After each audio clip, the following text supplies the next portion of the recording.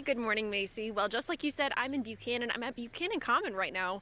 Not only somewhere that you might think about going later today, which I would suggest against because of that air quality alert, but also I'm right around 12 miles away from South Bend. And what that means is that if you were to take 12 miles up in the atmosphere, that is usually around the spot when we would find ozone. But for today, we're seeing some of that here at the surface instead.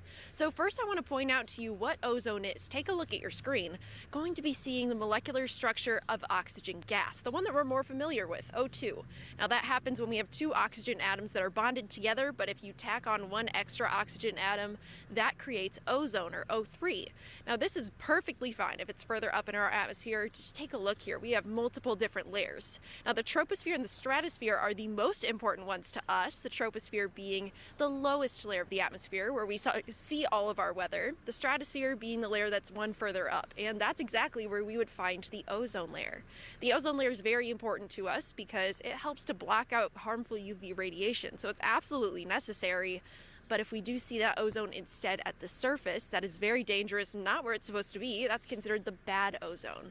Now, the reason that we would see this isn't because we have ozone that falls from the ozone layer. Instead, the combination of sun and hot temperatures, nitrogen oxides, and also volatile organic compounds, those three together make into a compound of ozone instead. So we would be seeing that at the surface. You really need some different types of things for this. The volatile organic compounds especially usually coming from gasoline powered machinery.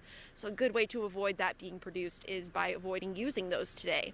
Now that can cause some health concerns for a lot of people, especially if you're more sensitive to bad air. So if you have any lung or heart disease, children, older people too, those are the people who really need to watch out for these types of days and probably want to spend some more time inside today rather than outside. Now, coming up in the next 30 minutes, we're going to be talking a little bit more about why we're seeing this air quality alert day and what that means for some of you who will be seeing it worse here today. But for right now, live in Buchanan, I'm meteorologist Amber Twardy.